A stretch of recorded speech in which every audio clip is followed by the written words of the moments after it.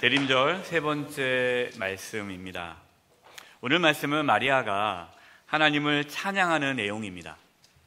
마리아의 찬양의 내용을 보면은 하나님께서 어떠한 분이신가를 알 수 있습니다. 또 하나님께서 어떠한 자에게 권능과 긍휼을 베푸시는지도 알 수 있습니다. 그래서 오늘 말씀을 통해서 하나님의 긍휼과 권능이 우리 가운데 임하여져서 존귀한 자로 살아갈 수 있는 은혜가 있기를 간절히 바랍니다. 마리아는 천사가 전해준 소식을 듣자마자 바로 일어나서 엘리사벳 집으로 향합니다.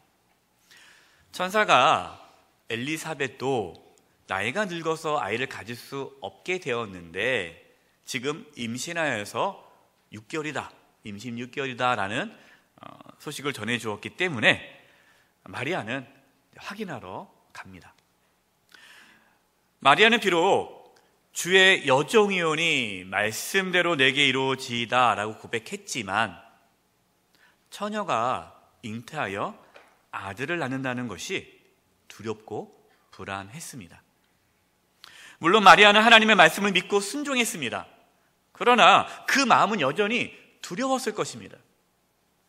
마리아는 천사가 전해준 말씀을 다시 한번 확인해보고 싶었을 것입니다. 그래서 약 3일 정도 걸리는 먼 길이지만 엘리사벳을 만나러 떠납니다. 마리아를 본 엘리사벳, 다음과 같이 고백합니다. 누가복음 1장 43절입니다. 내 주의 어머니가 내게 나오니 이 어찌 된 일인가? 엘리사벳과 마리아는 친척 사이입니다. 서로 잘 압니다. 근데 아무 말도 하지 않았어요. 엘리사벳이 마리아를 보자마자 내 주의 어머니라고 부릅니다. 엘리사벳은 성령이 충만해져서 마리아가 하나님의 아들, 구세주 예수님을 잉태한 것을 알았습니다. 누가복음 1장 45절입니다. 엘리사벳은 이렇게 얘기합니다. 주께서 하신 말씀이 반드시 이루어지리라고 믿은 그 여자에게 복이 있도다. 엘리사벳이 마리아에게 얘기하는 거죠. 마리아가 뭐라고 했습니까? 하나님 말씀이 내게 이루어지이다.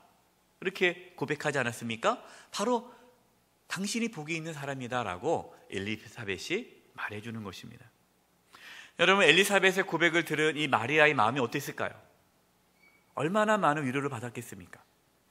그렇게 불안하고 두렵고 정말 이것이 하나님의 뜻일까 고민도 되겠지만 그래도 말씀에 순종으로 나아갔지만 그 마음에 두려움이 있었는데 하나님께서 엘리사벳을 통해 위로해 주시는 것입니다. 우리는 여기서 하나님의 모습을 발견합니다. 한번 따라서 해볼까요? 하나님은 위로해 주십니다.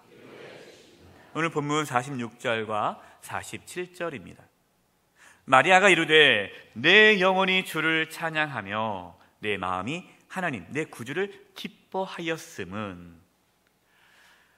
마리아는 그런 불안함과 두려움이 있었는데 엘리사벳과의 만남을 통해 확신이 들었습니다. 하나님의 위로를 받았습니다. 그래서 이제는 그 마음에 두려운 마음이 사라지고 기쁨과 감사하는 마음을 갖게 되었습니다. 그래서 하나님을 찬양하게 되었습니다. 하나님은 먼저 우리의 믿음을 보십니다. 믿음이 무엇입니까? 믿음은 하나님에 대한 전적인 신뢰입니다. 믿음은 내 자신의 감정을 뛰어넘습니다. 마리아는 하나님의 말씀을 믿고 순종했지만 여전히 두렵고 염려가 있었습니다. 여러분, 우리도 그와 같지 않습니까? 때로 우리도 하나님 말씀에 순종하며 나아가지만 두려울 때가 있지 않습니까? 불안할 때도 있죠.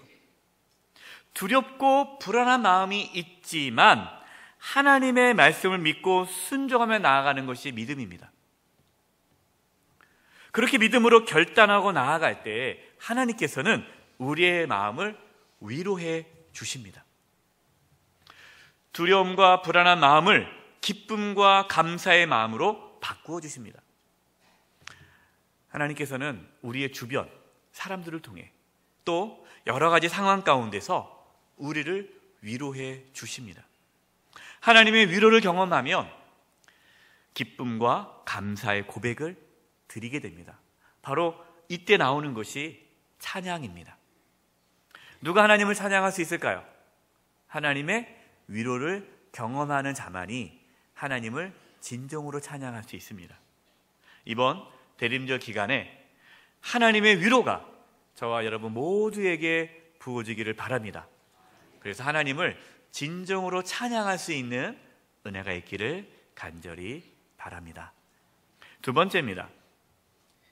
따라서 한번 해보겠습니다. 하나님은 비천함을 돌보십니다.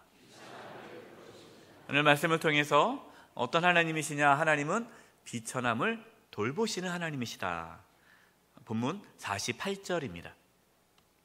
그의 여종의 비천함을 돌보셨습니다. 보라, 이제 후로는 만세의 날을 복이 있다 일컬이로다. 아멘. 마리아는 왜 하나님을 찬양하는지 그 찬양하는 이유를 고백합니다. 마리아가 하나님을 왜 찬양합니까? 여종의 비천함을 돌보아 주셨기 때문에 하나님을 찬양하는 것입니다. 자, 그렇다면 여기서 마리아가 말하는 비천함이 무엇일까요? 두 가지로 볼 수 있습니다. 첫 번째는 자신의 신분적인 비천함입니다. 우리가 지난주 말씀을 나눴습니다. 마리아는 어느 동네에서 자랐습니까? 나사렛입니다. 나사렛은 가난한 동네라고 말씀을 드렸죠. 그래서 이 마리아는 사회적으로 비천한 신분을 가질 수 있습니다. 마리아는 사회적으로 비천한 자였습니다. 그런데 하나님께서 그러한 사회적으로 아무것도 없고 부족하고 연약한 자신을 돌보아 주셔서 복이 있는 자로 세워주셨다. 이 부분에 대해서 찬양하는 것입니다. 두 번째, 이 비천함의 두 번째 의미는요, 하나님 앞에서 경험하는 비천함입니다. 마리아가 자신을 무엇이라고 고백합니까? 여종이라고 고백합니다. 여종. 그러니까 하나님 앞에 종인 것이죠. 아무리 사회적으로 높은 자리에 있어도, 아무리 많은 돈을 갖고 있어도 살아계신 하나님 앞에 서게 되면 자신의 비천함을 깨닫습니다. 초라함을 깨닫습니다. 하나님을 만나게 되면 자신의 죄악이 드러나게 되고 자신의 부족함을 발견하게 되면서 하나님을 경외하게 되죠. 이렇게 하나님을 경외하는 자에게 갖는 그 감정이 비천함입니다. 마리아는 이 두 가지 이유로 자신의 신분적인 비천함과 또 하나님을 만났을 때 자기가 경험하는, 인간이 경험하는 그 비천함, 하나님 앞에 선 초라한 인간, 그러한 비천함을 깨달았습니다. 이러한 비천한 자신을 하나님께서 돌보아 주시는 그 하나님의 은혜를 찬양하였습니다. 마리아는 하나님께서 자신의 비천함을 돌보셔서 이제부터는 비천한 자가 아니라 복 있는 자로 살아간다라고 고백합니다. 이처럼 하나님께서 돌보시며 우리의 삶은 새로워집니다. 현재 우리의 삶이 어떠한지가 중요하지 않아요. 지금 우리가 어떠한 삶에 처해 있는가, 이것이 중요한 것이 아니라 하나님이 돌보아 주시느냐, 이것이 중요합니다. 우리가 어떠한 위치에 있어도, 우리가 아무리 비천해도 하나님이 돌보아 주시면 그 이후로 복 있는 삶을 살게 됩니다. 마리아는 구체적으로 자신의 비천함을 하나님께서 어떻게 돌보아 주셨는지를 고백합니다. 오늘 본문 49절입니다. 능하신 이가 큰 일을 내게 행하셨으니 그 이름이 거룩하시며. 능하신 이가 누구죠? 하나님이십니다. 하나님은 전능하신 분이십니다. 불가능이 없으십니다. 전능하신 하나님께서 마리아에게 큰 일을 행하셨습니다. 여기서 큰 일이란 하나님의 아들, 구주이신 예수님을 잉태하여 낳게 하는 것입니다. 전능하신 하나님께서 정말 비천하고 아무것도 아니고 초라한 그 여인에게 하나님의 위대한 구원의 계획을 이루어 가십니다. 이것이 큰일이죠. 마리아는 이것을 가지고 하나님께 찬양합니다. 저는 말씀을 준비하면서 이러한 소망이 들었습니다.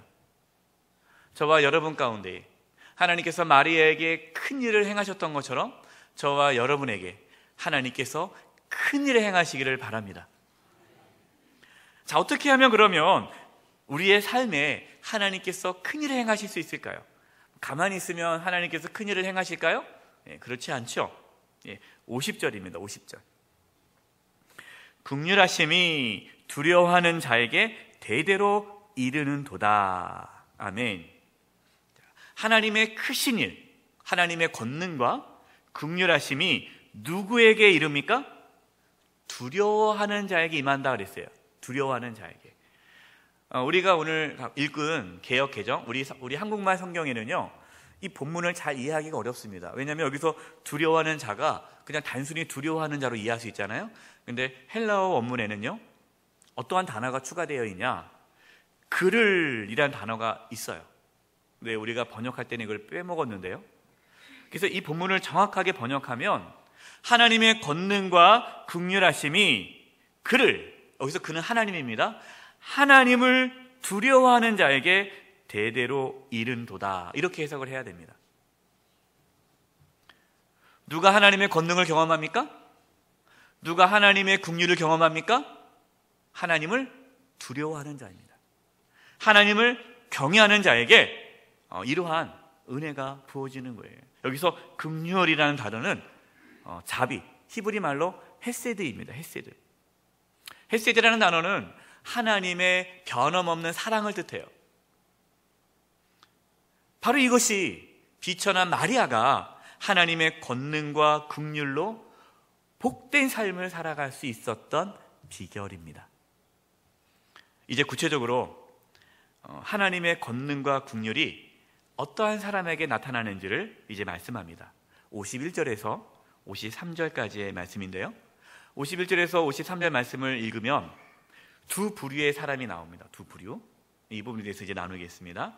51절에서 53절입니다. 그의 팔로 힘을 보이사 마음의 생각이 교만한 자를 흩으셨고 권세 있는 자를 그 위에 내리치셨으며 비천한 자를 높이셨고 줄이는 자를 좋은 곳으로 배불리셨으며 부자는 빈손으로 보내셨도다. 아멘. 그의 팔로 힘을 보이시사. 자, 여기서 팔, 여러분 성경 읽다가 하나님의 팔에 나오지 않습니까? 이 팔은 하나님의 권능을 뜻합니다. 그래서 하나님의 권능이 나타났다. 누구에게 나타났습니까? 모든 사람에게 나타났습니다. 모든 사람에게. 근데 첫 번째 부류는 어떤 사람이냐? 마음의 생각이 교만한 자, 권세 있는 자, 부자, 그들에게 하나님의 권능이 나타나서 교만한 자들을 하나님께서 흩으시고 권세 있는 자를 내리치시고 부자는 빈손이 되게 하신다라고 말씀합니다. 여러분, 이 말씀을 듣고 오해하지 마세요. 하나님은 돈 많은 자를 싫어하시는구나. 하나님은 사회적으로 높은 지위에 있는 사람들을 싫어하는구나. 하나님은 그런 분이 아니십니다. 당시에 권세 있는 자, 부자는 교만한 자였습니다. 여러분, 교만이 뭘까요? 교만이란 하나님의 도움 없이도 잘 살 수 있다라고 생각하는 것이 교만입니다. 하나님이 필요 없다. 여러분, 이것이 교만입니다. 이렇게 교만한 자들은 하나님을 두려워하지 않습니다. 자신의 힘, 자신의 권력, 자신의 돈을 의지하며 살아갑니다. 그것만 있으면 자기는 잘 살 수 있다라고 생각하죠. 하나님이 필요 없는 겁니다. 그래서 그들은 교만한 것입니다. 하나님을 찾지도 않고 하나님을 구하지도 않고 자기를 의지하며 살아가는 자, 바로 그 자가 교만한 자입니다. 하나님은 그러한 자들을 낮추십니다. 이사야 2장 12절입니다. 대저 만군의 여호와의 날이 모든 교만한 자와 거만한 자와 자고한 자에게 이 말이니 그들이 뭐하리라? 낮아지리라. 사랑하는 성도 여러분, 하나님 앞에 교만하지 않기를 바랍니다. 교만하면 하나님께서 낮추십니다. 하나님께서 왜 낮추실까요? 낮아져야 하나님을 만날 수 있기 때문입니다. 두 번째 부류가 나옵니다. 비천한 자, 줄이는 자입니다. 하나님의 권능이 비천한 자에게 나타나서 그들을 높인다라고 말씀합니다. 또 줄이는 자들에게 좋은 것으로 배불리 하심으로 하나님의 권능이 나타난다라고 말씀합니다. 여러분도 이 말씀을 오해하면 안 됩니다. 하나님께서 무조건 비천한 자, 줄인 자들을 높이시고 배불리시는구나 라고 생각하는데 그렇지 않습니다. 여기서 비천한 자, 줄인 자는 겸손한 자를 의미합니다. 뭐가 겸손일까요? 저는 아무것도 못해요. 저는 부족합니다. 저는 배운 것도 없고 돈도 없고 내세울 게 하나도 없습니다. 저는 부족해요. 여러분, 이게 겸손입니까? 아니에요. 이건 자존감이 낮은 거예요. 이건 열등감입니다. 겸손이란 하나님의 은혜 없이는 살 수 없습니다. 하나님의 도움 없이는 저는 살 수 없습니다 라고 고백하는 자가 겸손한 자입니다. 누가복음 18장 14절에 예수님께서 바리새인과 세리의 기도를 비유로 말씀하신 내용이 나옵니다. 내가 너희에게 이르노니 이에 저 바리새인이 아니고 이 사람이 의롭다 하심을 받고 그의 집으로 내려갔느니라. 무릇 자기를 높이는 자는 낮아지고 자기를 낮추는 자는 높아지리라 하시니라. 아멘. 예수님께서 이제 비유로 말씀하시는 겁니다. 바리새인이 기도합니다. 하나님, 내가 11조도 드리고 내가 또 의롭게 살아가고 저 죄인 세리와 같이 살지 않게 하심을 감사합니다 하면서 자신의 의로움을 나타냅니다. 그런데 세리는 하늘을 향하여 고개를 들지 못하고 고개를 숙이면서 이렇게 기도합니다. 하나님, 내가 죄인입니다. 나 같은 죄인이 없습니다. 나를 불쌍히 여겨 주옵소서. 이렇게 기도하는 거예요. 예수님께서 말씀하십니다. 누구의 기도를 하나님께서 들으시겠느냐? 누가 하나님 앞에 의로운 자이겠느냐? 하나님 없이도 의롭게 살 수 있다. 하나님 없이도 나는 선하다라고 주장하는 저 바리새인이 아니라 하나님 나를 긍휼히 여겨 주옵소서. 하나님의 은혜 없이는, 긍휼 없이는 나는 살 수 없습니다 고백하는 저 세리가 하나님 앞에 의로운 자다. 예수님께서 말씀합니다. 높이는 자는, 자기를 높이는 자는 낮아지고 자기를 낮추는 자는 높아진다라고 말씀하십니다. 기억하십시오. 하나님은 교만한 자를 꺾으십니다. 겸손한 자를 세우십니다. 고린도전서 1장 27절에서 29절입니다.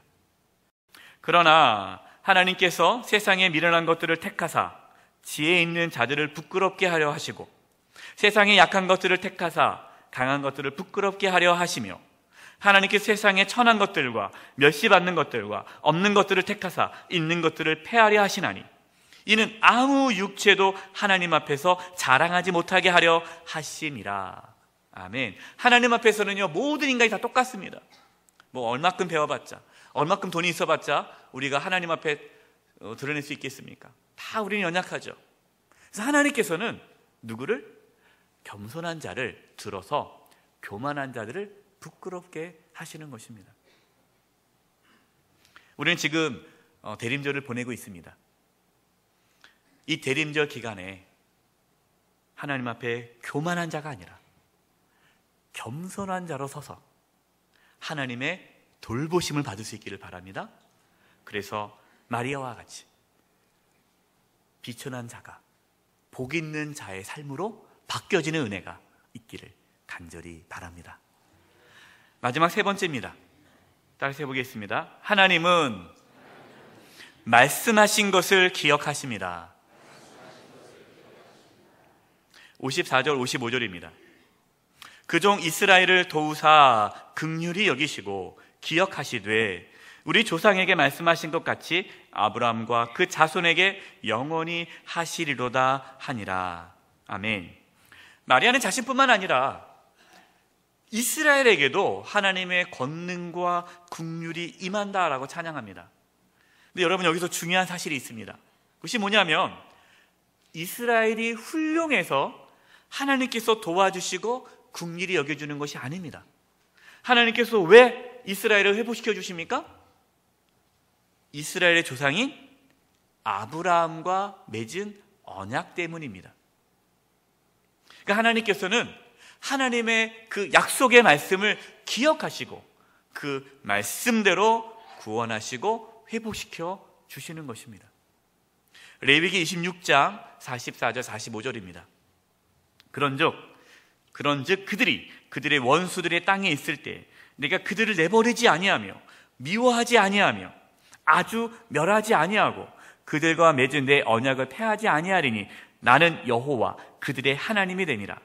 내가 그들의 하나님이 되기 위하여 민족들이 보는 앞에서 애굽 땅으로부터 그들을 인도하여 낸 그들의 조상과 언약을 그들을 위하여 뭐하리라?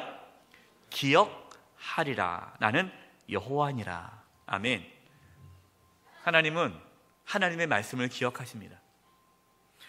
여러분, 저와 여러분이 착하게 살아서 하나님 앞에 선하게 행동해서 하나님은 우리를 긍휼히 여겨주는 것이 아닙니다. 하나님의 말씀을 기억해서 저와 여러분을 긍휼히 여기시는 겁니다. 그래서 우리는 우리의 선함, 우리의 어떤 의로움, 우리가 하나님 앞에 내세울 것 가지고 나가는 것이 아니라 하나님의 말씀을 붙잡고 나아가는 것입니다.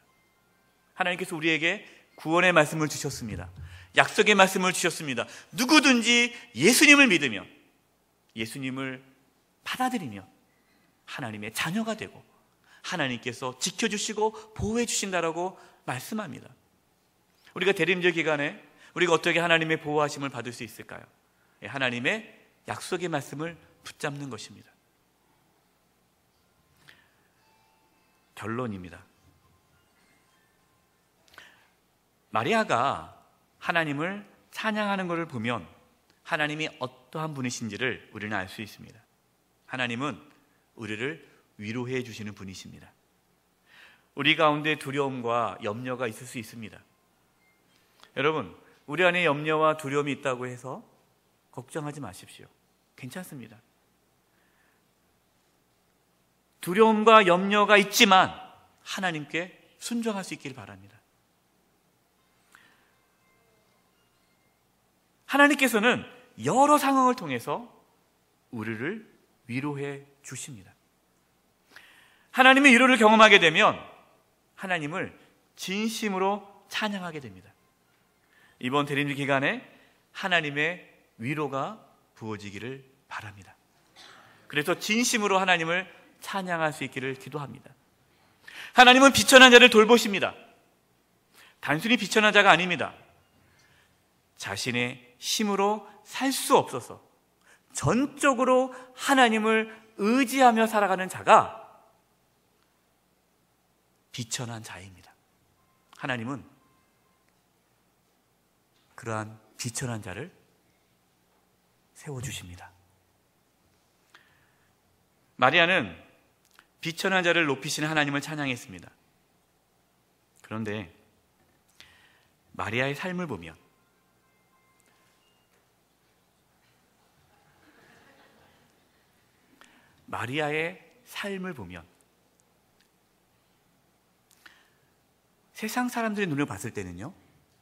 세상 사람들의 눈을 봤을 때는 마리아가 높아지는 삶을 살지 않았습니다. 여러분 보십시오. 처녀가 잉태하여 아들을 낳아야 됩니다. 그게 높아지는 겁니까? 아니죠.